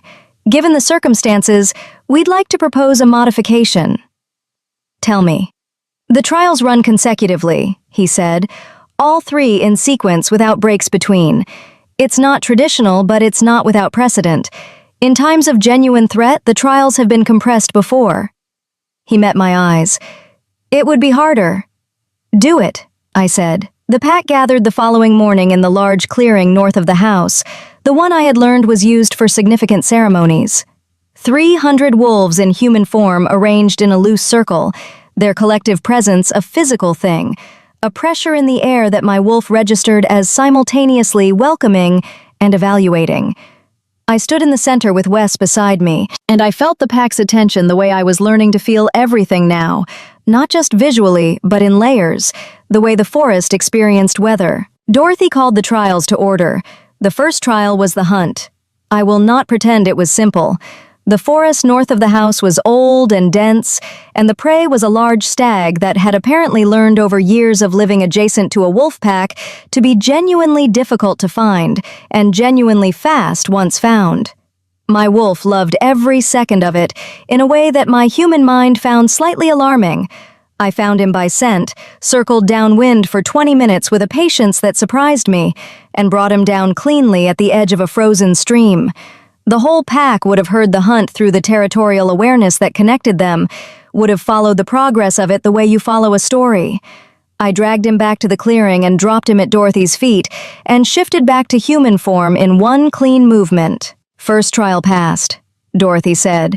The pack did not erupt in celebration the way I might have expected. Instead, a low sound moved through them, a resonance felt more than heard. Approval expressed in the pack's oldest register. Blair stepped forward immediately. "Second trial." My opponents were announced in sequence, and the modifications the council had made to the traditional format were evident. Where the original trials involved fighting in human form first, the compressed version went straight to wolf combat, which suited me considerably better than it would have a week ago. The first opponent was a young male named Isaac, who was fast and technically precise and had the overconfidence of someone who had never lost a significant fight. I let him set the terms for the first 30 seconds, reading his patterns, and then dismantled them systematically, using the combination of Nina's training and my wolf's instinctive understanding of angles and weight. He submitted in under 2 minutes. The second opponent was harder, a woman named Karen Cabrera, senior pack member, 15 years in wolf form, who fought with an economy of movement that suggested she had long ago stopped needing to prove anything and now simply needed to win. She pushed me to the edge of what I could do, and then slightly past it, and the only reason I didn't submit was that my wolf refused the option with a stubbornness that was almost embarrassing. We reached a point 4 minutes in where we were locked, neither able to gain decisive advantage, both breathing hard, the cold morning air visible between us in clouds. Karen held my eyes across the locked position. Then, very deliberately, she released the hold and stepped back. Not submission, something else. An acknowledgement, wolf to wolf, that we had found the limit of what this particular contest could resolve, and that continuing past that limit would prove nothing worth proving. I released the hold simultaneously. The pack made that sound again, deeper this time. "Second trial passed," Dorothy said. I did not have time to feel the cost of the fight in my body before Blair announced the third opponent. Roger Hardy was the pack's strongest fighter. Dorothy had told me this the night before with the matter-of-fact honesty that was her particular gift, the same way she might tell me it was going to rain. He was not the largest wolf in the pack, but he was the most experienced combat fighter, had protected Shadowpine's borders in physical confrontations with rival wolves, and with the Dillon clan's advanced scouts over 40 years, and he moved in wolf form with the specific fluidity of someone for whom fighting had become a kind of native language. He was also, I noticed as he stepped into the circle, watching me with what looked very much like genuine respect already. Not because I had won the first 2 fights, because of how I had won them. Roger Hardy, I understood, was a man who cared about method. We faced each other. He attacked first, which I had expected, and I gave ground immediately, which I had decided on during the 30 seconds between Blair's announcement and the start of the fight. Giving ground to Roger's first push was not retreat, it was information gathering. I wanted to see his full range before I committed to anything. What I saw told me 2 things. His left shoulder carried an old injury that limited his rotation on that side by perhaps 15 degrees, and he was holding back. Not significantly, but measurably, giving me more time to read him than he needed to give me. I stopped giving ground. The fight that followed was the hardest thing I had done in wolf form. Roger was everything Dorothy had described, and his 40 years of experience meant he adapted to my adjustments faster than either of my previous opponents had. Every sequence I established, he had an answer to within 2 exchanges. But the left shoulder was real. I worked it carefully, not obviously, building a pattern that kept drifting incrementally toward his restricted side until the pattern was established enough that when I committed to it fully, the adjustment he needed to make was just beyond what the shoulder would allow. He went down on one knee. Not submission, he could have continued. But his eyes met mine, and in them was the specific look of a wolf who has been shown something that impressed them. He lowered his head. The clearing was silent for 1 full second. Then the pack howled, and the sound of 300 wolves in full-throated acknowledgement moved through the trees of Shadowpine like something the forest had been waiting to say. I shifted back to human form and stood in the center of the circle, breathing hard, every muscle informing me clearly of its opinions, and felt the pack bond, the connection that had been building since the oath, since the awakening, since the first night in the sacred clearing, settle into something complete. Not finished, not resolved, but complete, the way a structure becomes complete when the last necessary piece is in place. Dorothy stepped forward. 3 trials, 3 passed. The pack acknowledges Elisa Payne as... Wait, I said. Dorothy stopped. I turned to the pack. All of them, the full circle. I want to say something before the declaration, I said, not as a formality, because it needs to be said. The clearing was very quiet. Felipe Dillon is positioning at your eastern border, I said. The wards are thinner than most of you have been told. The timeline we are working with is days, not weeks. I heard the shift in the pack's energy, the spike of alarm, quickly controlled by those who already knew and could not be contained by those who didn't. I'm telling you this because you deserve to know the real shape of what is coming, I said. Not because I want to frighten you, because a pack that faces its danger honestly is stronger than one that faces a comfortable version of it. I looked around the circle. Mara built something here that has protected 300 people for 3 centuries. I intend to help keep it standing, but I need you all to understand what that means and to choose, clearly, whether you are with this pack when it matters. Not a single wolf moved, not a single head dropped. Good, I said, and turned back to Dorothy. Now, I said, the declaration oath was the same one Dorothy had described in the library. I spoke it clearly, every word landing in the cold morning air with the weight of something genuinely meant, and when the final word left my mouth, I felt the pack bond complete its architecture around me, 300 threads of connection settling into place simultaneously. Wes stepped forward, not to speak, just to stand beside me, the way he had been standing beside me since the beginning, present, close enough to be found. I looked at him. One more thing, I said quietly, so only he could hear. The ward renewal. When does it need to happen? Tomorrow night at the latest, he said. If Felipe is moving to approach... Tomorrow night, I said. Tell Daisy. His gold eyes were steady on mine. And after that, he said. After that, I said, we deal with Felipe. Chapter 9. Felipe. The ward renewal happened at midnight. Daisy had prepared the sacred clearing, my clearing, the one with the stone ring where I had made my first camp, over the course of the afternoon, working with a focused efficiency that left no room for conversation.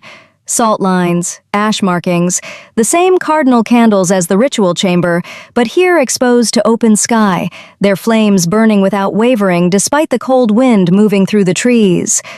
The whole pack came, not because it was required, because word had moved through the community the way important things move through connected people, not as announcement but as understanding, arriving in each person at roughly the same moment. 300 wolves standing at the tree line in silence, while Daisy and Dorothy prepared the center. Wes stood beside me at the edge of the clearing. Tell me what to do, I said. Stand in the center, Daisy said from the stone ring. The clearing will do most of the work. Mara's magic is still here, thin but present. Your blood calls to it. You just need to answer back. How? You'll know, Dorothy said, with the infuriating certainty of someone who has watched this kind of thing enough times to trust it. I walked to the center and stood inside the stone ring. The moment both feet were inside it, I felt what Dorothy meant. The clearing recognized me. There is no more precise way to say it. The ground beneath my feet, the air around me, the particular quality of the silence in that circular space, all of it shifted in the way a room shifts when someone expected finally arrives. The remnants of Mara's work, 2 centuries old and threadbare with time, reached toward me like something that had been waiting with its hand extended for a very long time. I reached back. My wolf understood this better than my human mind did, and I let her lead. Let the part of me that had been folded and hidden and dreaming finally do the thing it had been built to do. I felt the pack's magic through the bond. 300 lives connected to this place, and to each other. And I drew on it the way roots draw on water, not taking but channeling, asking rather than demanding. The ground warmed beneath my feet. The candle flames rose. And then the wards rebuilt themselves, not as a dramatic visible event, but as a settling, a deep structural click of something returning to the position it was always meant to occupy. I felt them extend outward through the forest in every direction, Mara's original architecture reinforced with something newer and different, my own signature woven through it alongside hers. It took perhaps 10 minutes. When it was done, I was on my knees in the stone ring, not from pain, but from the simple weight of what had moved through me, and Wes was there immediately, one hand on my shoulder, steady and present. "Done?" he asked quietly. "Done," I said. Around the clearing, the pack exhaled collectively. Felipe Dillon arrived the following morning. He did not creep to the border. He walked to it openly, alone, in the thin gray light of early morning, and stood at the eastern tree line with his hands visible at his sides, in the deliberate posture of someone who wants it noted that he is making no aggressive move. Our scouts had tracked his approach for 20 minutes. By the time he reached the border, Wes and Blair and I were already there, with 6 senior pack members positioned in the trees on either side. I had asked to be present. Wes had not argued. Felipe was perhaps 50, lean and weathered, with the specific patience in his face of someone who has spent decades pursuing a single objective. He was not what I had expected. No visible weapons, no entourage, just a man standing at the edge of a forest that would not let him in, waiting. His eyes found me immediately. Not Wes, me. "You renewed them," he said. His voice was conversational, almost appreciative. "Last night, I felt it from 3 miles out." He looked at me with an assessment that was thorough and impersonal. "You must be the bloodline." "I must be," I said. "I've been looking for you for 3 years," he said. "Your grandmother hid you very well." "She did," I agreed. "She was protecting me from you." "She was protecting you from a misunderstanding," Felipe said, and his tone shifted into something that was clearly a prepared register, reasonable, measured, the voice of someone who has rehearsed this conversation many times. "My family's concern has never been with the Luna line specifically.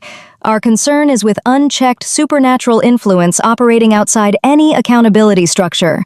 Shadowpine has functioned as a closed system for 3 centuries, answerable to no one, with access to magic that could—" "Felipe," I said.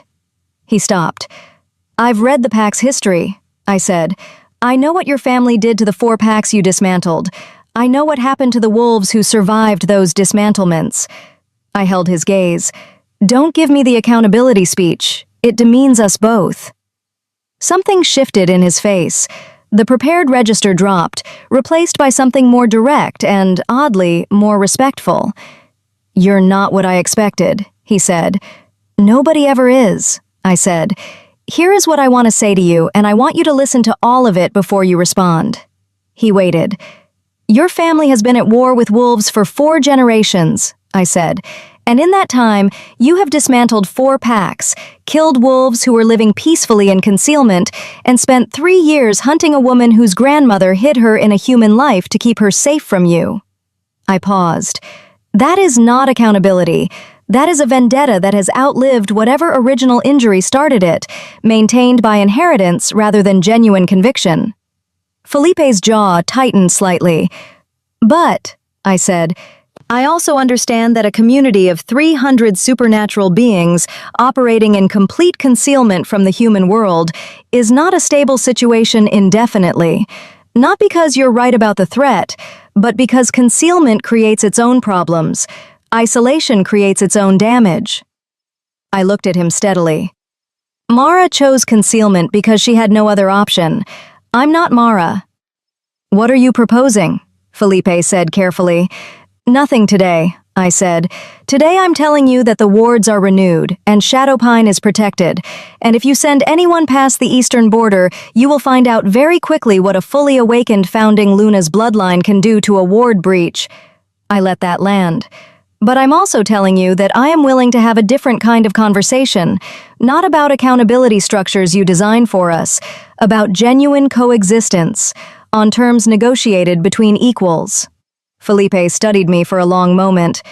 "And if I'm not interested in that conversation," he said, "then you continue doing what your family has done for 4 generations, I said, "and you find out whether 4 generations of practice is enough to get through wards built by a woman who had 2 centuries of waiting behind her." I held his gaze. "I don't think it is, but you're welcome to test it." The silence at the border lasted a full 30 seconds. Then Felipe Dillon did something I had not anticipated. He laughed. Brief, genuine, slightly reluctant. "You have your great-great-grandmother's directness," he said. "The records my family kept described Mara as someone who made you feel that every word she said was the only word that could possibly be said." He paused. "I'll consider the conversation." "You have 2 weeks to decide," I said. "After that, I stop offering." He nodded once, turned, walked back into the human world without looking back. Blair appeared at my left shoulder the moment Felipe was out of sight. "You offered him negotiation," he said. The words were neutral, but the question underneath them was not.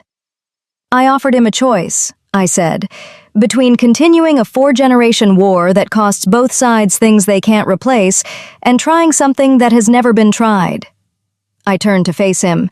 If he chooses the war, we are better prepared for it than we have been in decades. If he chooses the conversation, we begin building something Mara spent her life trying to create. I looked at Wes. Either way, we made the right move. Wes was watching me with that expression, the open, unguarded one. She would have done exactly that, Dorothy said from behind us. I hadn't heard her approach. Mara. Exactly that. I'm not Mara, I said. No, Dorothy agreed. You're what she was trying to make possible. There's a difference. We walked back through the forest together, the senior pack members dispersing through the trees ahead of us until it was just Wes and me on the path, morning light filtering through the canopy above in the way it did at this hour, specific and golden. He'll come back, Wes said. Felipe, he'll take the 2 weeks and he'll come back. I think so too, I said. He's tired. 4 generations of the same war. There's an exhaustion in him that's older than he is. And if he doesn't? Then we deal with it, I said, together, with the full pack, the renewed wards, and the advantage of knowing exactly what he's capable of. I glanced at Wes. But he'll come back. We walked in silence for a moment. There's something I need to tell you, Wes said, about the night I found you in the clearing. I waited. When the mark happened, he said, I didn't just feel the recognition. In the moment of it, through the alpha connection to this land, I felt the wards respond. He paused. They didn't just recognize your blood, they welcomed it. Like a door that had been locked from the inside and someone finally came home with the right key. He looked at me. I should have told you that immediately. Instead of letting you believe for 3 days that you had simply wandered into the wrong forest. You let me believe it was an accident, I said. Yes. No qualification. I was afraid that if I told you the forest had been waiting for you specifically, you would feel trapped by it, destined. And I had already taken one choice from you. I didn't want to take another. I walked with that for a moment. It wouldn't have trapped me, I said finally. Knowing the forest wanted me here, that's not the same as being forced here. I still had to decide to stay. I looked at him. But I understand why you thought it might feel that way. You're being generous, he said. I'm being accurate, I said. There's a difference. He was quiet for a moment. Then, carefully, are you all right? After last night? After this morning? Yes, I said. And then, because accuracy mattered, I'm tired. And I'm still adjusting to feeling the pack the way I do now. All of them, all the time, like a house full of people you can hear through the walls. I paused. It's a lot. It settles, he said, into background, like the sound of the forest. You stop hearing it as separate sounds and start hearing it as one sound. How long does that take? A few weeks, he said. Maybe less for you. We reached the edge of the garden. The house ahead was warm with morning activity, the smell of breakfast, the sound of the community beginning its day. I stopped at the garden's edge. Wes, I said. He stopped beside me. The door, I said. The one you said the bond was, that it only opens if I open it. He was very still. I'm opening it, I said. Not because of the prophecy or the wards or because I owe the pack anything. Because I have been walking toward this, toward you, toward this place, my entire life, and I am done walking toward things and stopping at the last step out of habit. I held his gaze. That's my choice, made clearly, with full information, on my own terms. Wes looked at me for a long moment, and in the gold of his eyes was everything that 300 years and 73 of them spent alone, and one impossible fortnight in the forest had built into him. Hope and relief, and a care so careful it had learned to make itself small so as not to crowd anything else out. He reached out and took my hand, not dramatically, just that. Elisa Payne, he said quietly. Wes Vincent, I said. The forest was very still around us, and the mark on my wrist, which had pulsed like a second heartbeat since the first morning I found it, went warm and steady and calm, like something that had been waiting had finally been told it could rest. Chapter 10. Full Circle. 2 years later, I went back to the clearing alone.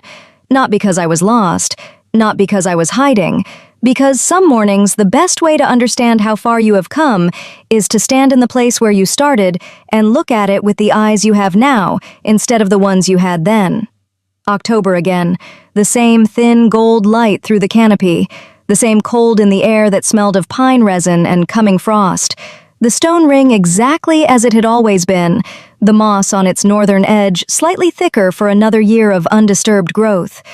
I stood inside it and felt the wards hum around me the way they always did when I was here. A recognition, warm and steady, the magic of this place acknowledging its own. 2 years. I tried to find the woman who had driven until her tank ran dry and walked into a forest to disappear, and I could find her clearly, could remember exactly the quality of her exhaustion, the specific weight of feeling like she had been living the wrong life in the wrong skin for 28 years. I could remember her without distance or condescension. She had been doing the best she could with what she knew. She just hadn't known very much yet. Felipe had come back in 11 days, 4 days inside the 2-week deadline, which I had taken as a sign of genuine interest rather than strategic positioning. The negotiations had taken 3 months. They were difficult and occasionally furious, and twice came close to collapsing entirely. Once when Blair and Felipe's representative, a sharp-minded woman named Amanda Escobar, reached an impasse over territorial disclosure that neither would move on for 2 weeks. And once when new information surfaced about the third pack the Dillon clan had dismantled, information that required everyone to sit with genuine grief and anger before the conversation could continue. But it held. What emerged was not a treaty exactly, more a framework, a set of principles for how a wolf community and the human world could exist in proximity without the concealment that had protected Shadowpine for 3 centuries, becoming the thing that eventually destroyed it. Slow disclosure, structured contact, a joint council with representation from both sides that met quarterly and handled conflicts before they became crises. It was imperfect. It required constant maintenance and occasional repair. Felipe and I disagreed regularly and productively, which was different from the 4-generation war his family had been running on inheritance and habit. Mara had spent her life trying to create the conditions for this conversation. I thought about her often. The pack had changed in 2 years, in the way living things change, not dramatically but in accumulation. New members, 2 cubs born in the spring, both healthy, both already showing the particular stubbornness that seemed to be a Shadowpine characteristic. Stacy, a young woman who had attached herself to me in the early weeks with a warmth I had initially found overwhelming and now found indispensable, had taken on the role of coordinating the pack's external relations with a skill that surprised everyone except me. Blair had not become warm, but he had become something more useful than warm, genuinely fair, in the specific way of people who have examined their own biases and decided accuracy matters more than comfort. We worked well together, which neither of us had predicted. Nina still ran training sessions that started before dawn and ended when she decided they ended, and I still attended them, and she still occasionally told me my instincts were getting ahead of my discipline, and she was still occasionally right. Dorothy was teaching me the old language. Slowly, word by word, the way my grandmother had taught me its first word without knowing she was doing it. Some evenings we sat in the library for hours, and I learned the vocabulary of a history that was mine by blood, and the strangeness I had felt my whole life, that persistent sense of misalignment, continued its long, gradual dissolution into something that felt, simply, like knowing where you were. I heard him before I saw him. The specific sound of Wes moving through forest, almost silent, not quite, because he had stopped trying to be completely silent around me after I told him it made me feel monitored. He stepped into the clearing and stopped at the edge of the stone ring. "Dorothy said you'd be here," he said. "Dorothy knows everything," I said. "It's mildly alarming." He smiled, the full version, the one that had taken weeks to appear and now appeared easily, as naturally as the gold in his eyes. He crossed into the ring and stood beside me, and we looked at the clearing together in the morning light. "Same time of year," he said. "I know. Are you all right?" It was the question he had asked me more than any other over 2 years, always with the same quality of genuine wanting to know rather than social formality. I had learned to answer it accurately rather than conveniently. "Yes," I said. "I was thinking about her, the woman who came here 2 years ago." "What were you thinking about her?" "That she was braver than she knew," I said. "She walked into a forest to disappear, and instead, she found out who she was. That takes a particular kind of courage, not the dramatic kind, but the quiet kind, the kind that keeps going even when it doesn't know what it's going toward." Wes was quiet for a moment. "She also had exceptionally good instincts about which forests to walk into." I laughed, which still surprised me sometimes. How easily it came now, how different it felt from the careful, rationed version I had managed before. He took my hand the way he always did, without announcement or ceremony, just a hand finding the hand it was looking for. The mark on my wrist was warm beneath his fingers. It was always warm now. Not the urgent, unresolved pulse of the early days, something quieter and more settled. The feeling of a question that has been answered and is now simply part of the architecture of things. "Renee told me something this morning," I said. "What did she tell you?" I had known for 4 days. I had been deciding how to say it, and discovering that there was no particular way to say it except directly, which was, after all, how I said most things. "We're going to need to look at baby names," I said. The clearing was very still. I felt it move through him, through the bond, which had become as natural and constant as breathing, the wave of it, enormous and immediate and completely unguarded. Joy so total it had no shape, could not be contained in an expression or a word, simply moved through him like the ward renewal had moved through me, filling every available space. His hand tightened around mine. "Elisa," he said. "Just that." "I know," I said. He turned to face me and I turned to face him, and the morning light was gold through the canopy above us, the same light that had been falling into this clearing for 3 centuries, through Mara's time and everything after it, patient and indifferent and beautiful. "A name from the old language," I said. "Whatever we choose, something that belongs to this place." "Yes," he said, "something that carries both. Both. The human world and the wolf world. The life I had come from and the life I had found. The grandmother who had folded her love into a binding to keep me safe, and the great-great-grandmother who had built a forest into a home, and the woman I was now, standing in the clearing where it had all begun, with the wards humming around me, and the pack connected through 300 threads of belonging, and the man beside me who had made a mistake in the dark and told me the truth about it, and given me every choice, and waited. Always waited. I leaned into him, and he wrapped his arms around me, and we stood inside the stone ring, while the forest did what forests do, breathed and held, and kept its long patience. "She knew," I said. "My grandmother.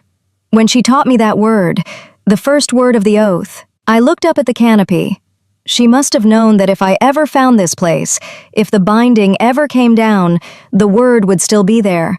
A thread she left for me to follow home." "She loved you well," Wes said, "in the hardest possible way."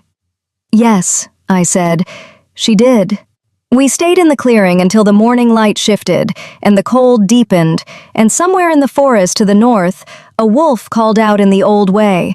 Not a warning, just a voice checking that the world was still assembled correctly, and the forest answered back with its particular silence that meant, "Yes. Still here. All is well." I called back through the pack bond, "Luna to pack," the simple acknowledgement that cost nothing and meant everything. "I hear you. I'm here." 300 lives, connected.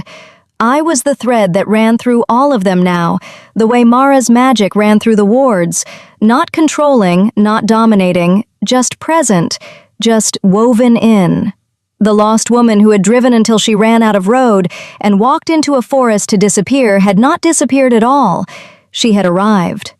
1 month later, Felipe Dillon signed the framework agreement at a meeting held, at my suggestion, at the eastern border of Shadowpine, the same place his family had stood in opposition for 4 generations. Blair and Amanda Escobar witnessed it. Dorothy kept the original document. A copy went into the pack's records alongside Mara's prophecy, filed under the heading Dorothy chose herself. The middle path that wasn't.